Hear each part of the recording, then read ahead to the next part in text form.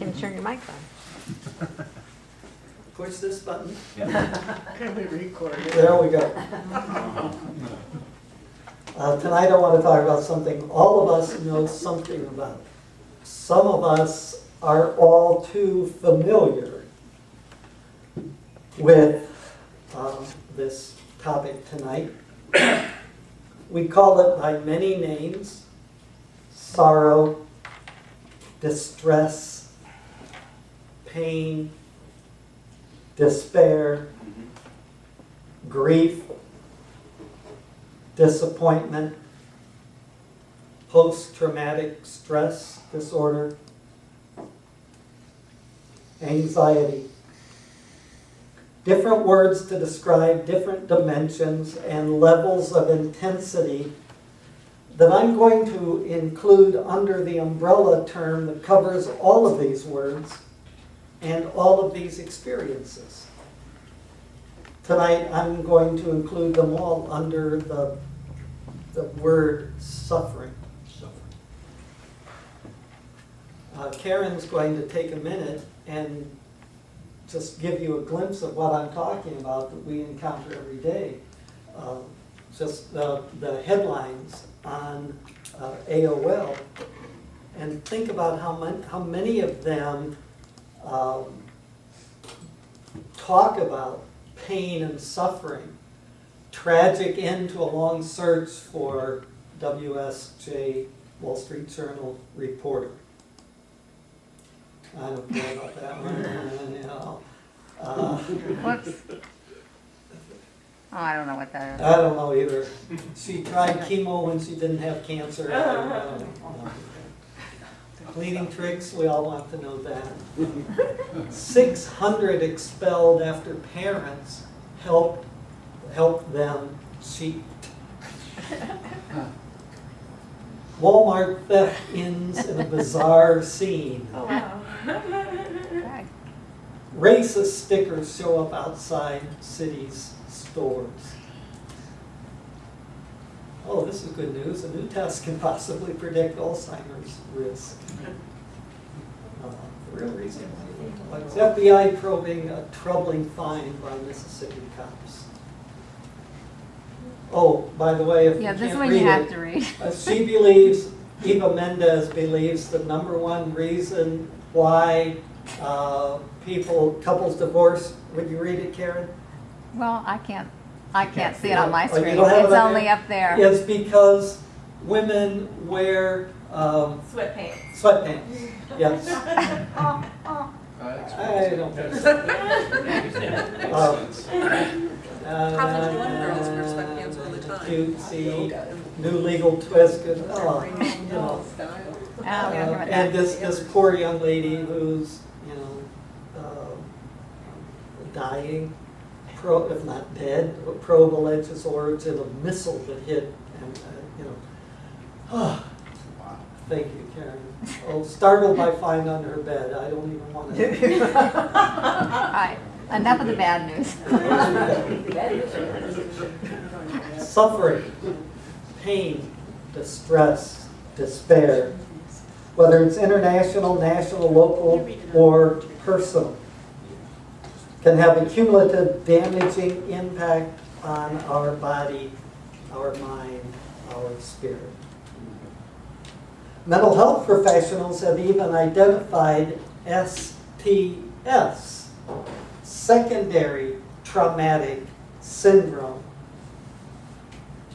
That's what happens as the impact on us that's caused by knowing about the traumatic events, the pain, the suffering of other people, how that affects us even at a distance. The universal human response when we suffer, we need and seek comfort. I like this quote: comfort zones are comfortable because they're familiar, not because they're healthy. Comfort zone, comfort foods, comfort shoes, comfort sex, Southern comfort. Many people seek quick comfort of a chemical escape, a numbing experience, a distraction, which is really false comfort.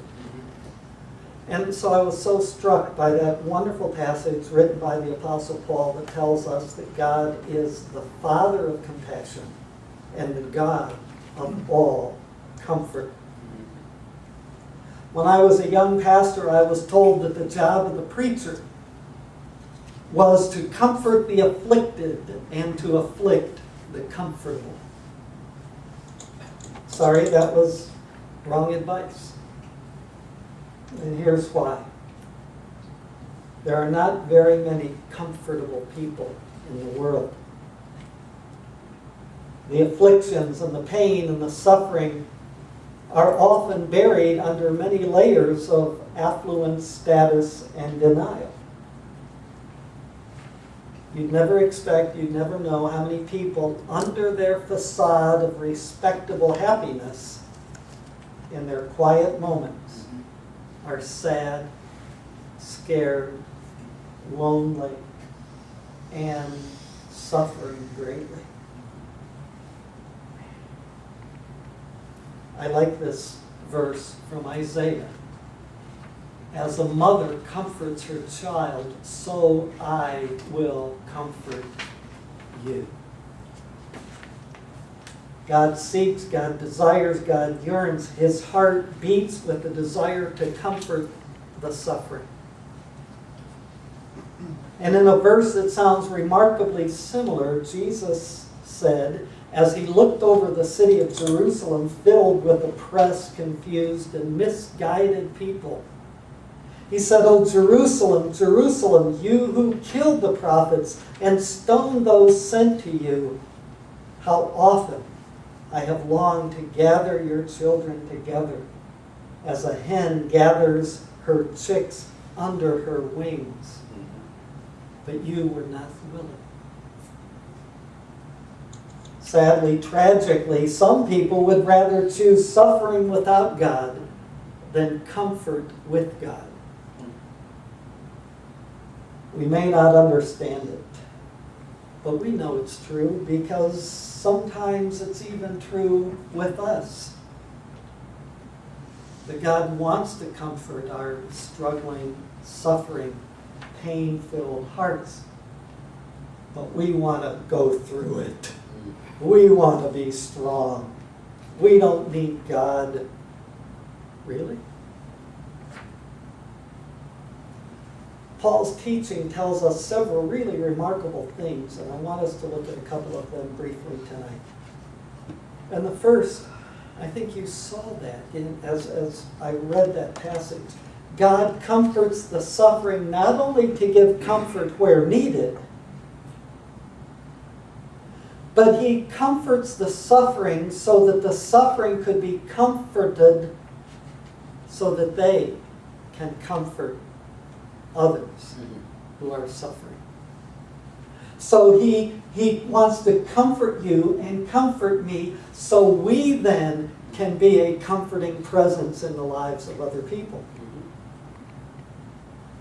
I mean, we know that being comforted doesn't make all the pain go away. Cancer is still cancer. A death is still a death. A tragedy is still a tragedy. A divorce is still a divorce. But being comforted makes the pain a little more tolerable. Something I've said for a long, long time is we can go through anything in life as long as we know we're not going through it alone. Amen. Whatever the suffering, whatever the pain, whatever the distress, you add loneliness to it, and it becomes more painful, more distressing, suffering at a higher level. Interestingly enough, however, it's been discovered that being comforted changes our body chemistry. There's a fascinating fascinating research out there that showed that new moms suffering from post-traumatic depression who received a back massage, a shoulder massage, a leg massage from their husbands for 30 minutes a day significantly saw lower levels of their post-traumatic, postpartum distress. I think there are 3 levels of comforting. Lowest impact to highest impact, easiest to do to hardest to do. And the first level is comforting words. At least our attempts to offer comforting words. That tends to be our go-to approach. Let me say something helpful. Let me say something encouraging. Let me say something positive. And sometimes people do, and in those moments of suffering, we hear them, they go, oh. And they may be true, but when people say them and when we hear them, they sound hollow. You know, God won't give you more than you can carry. You know, she's in a better place. You know, God wants to teach you a lesson in all of this. I like this one. My, doesn't he look natural?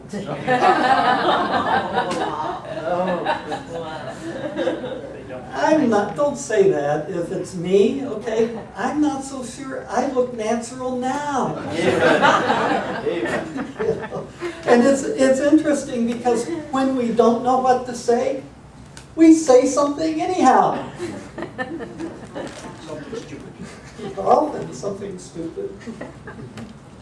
Secondly, there's comforting presence.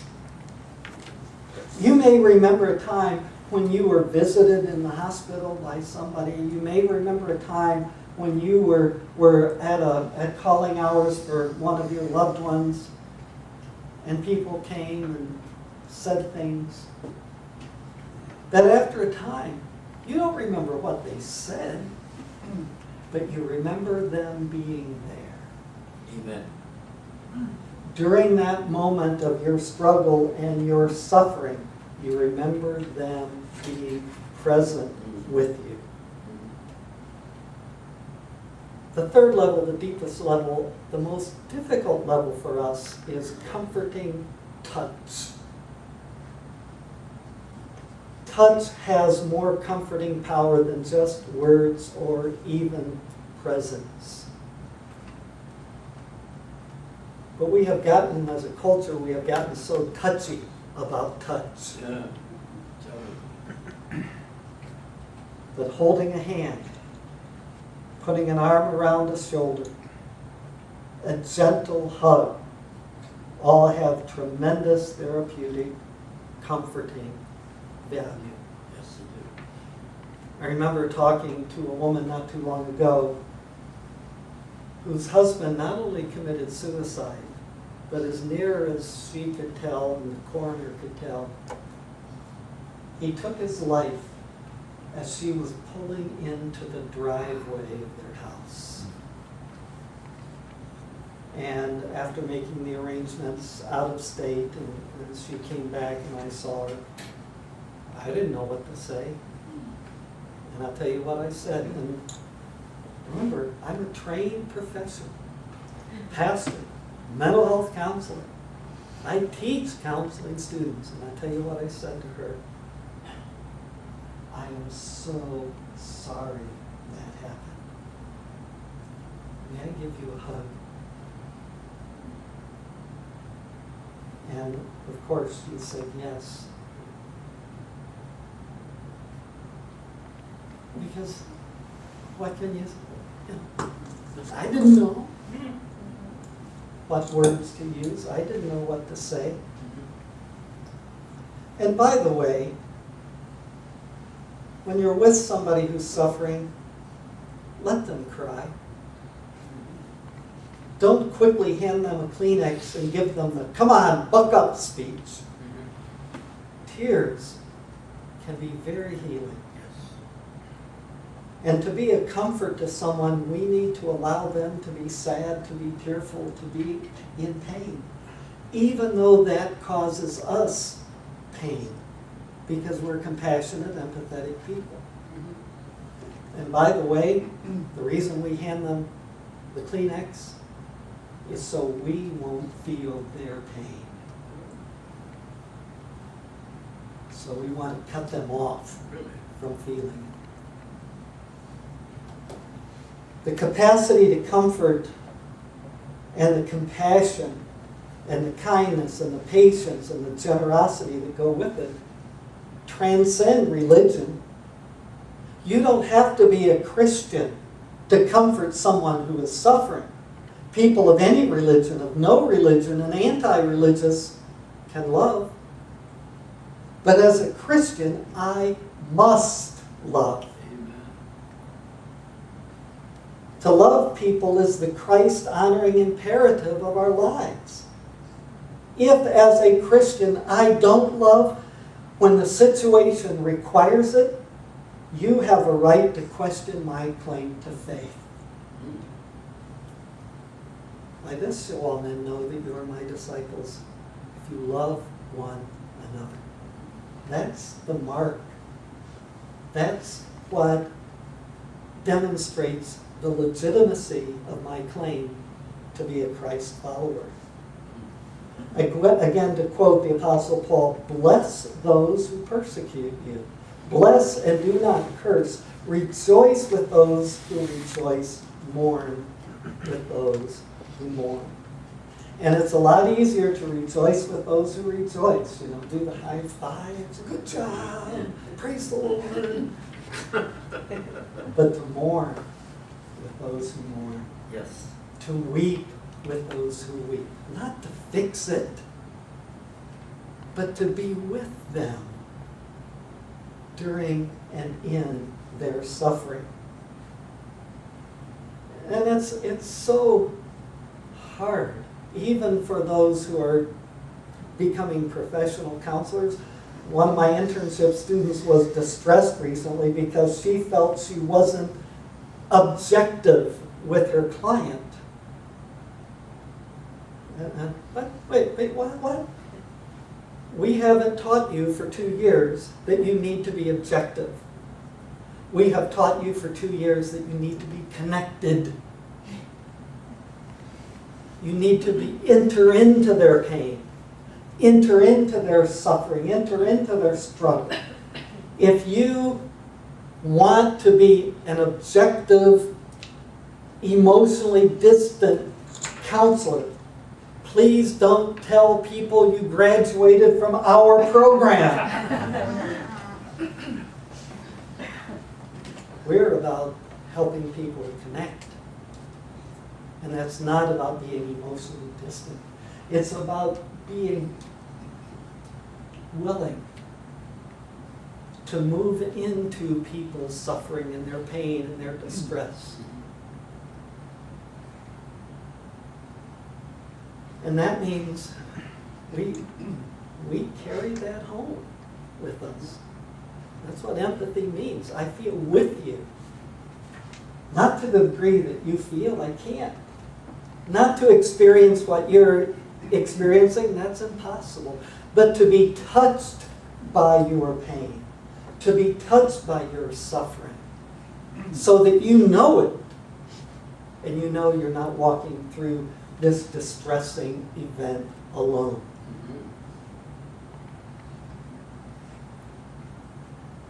The most popular therapeutic theory, the most popular counseling theory now is called cognitive behavior theory.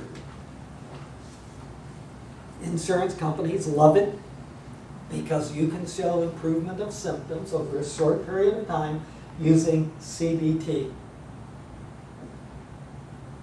Changing a person's cognitive process may change a person's thinking and possibly, eventually, change a person's life direction or their self-esteem or other aspects of their life.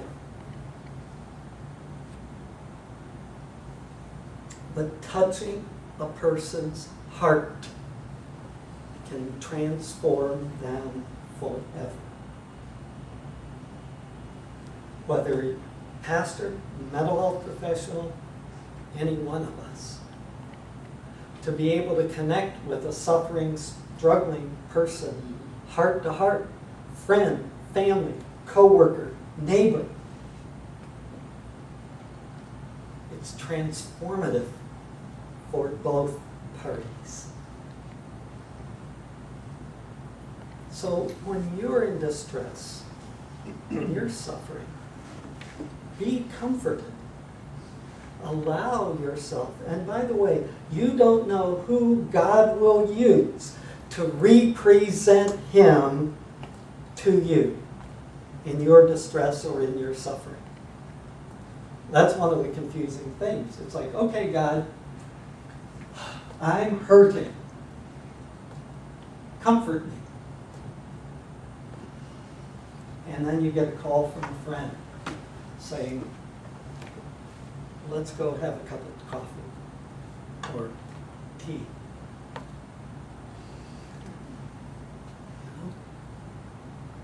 Or a friend sits with you and allows you to weep. They don't say anything. They don't try to make it better. They don't even try to help.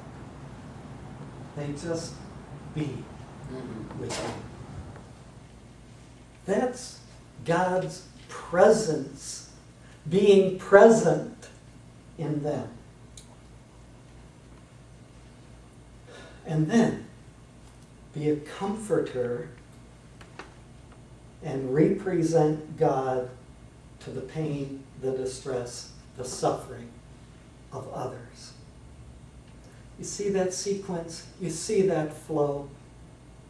That God brings people into your life to comfort you in your struggle, in your suffering, so that then you can go represent Him to others who are struggling, to others who are suffering.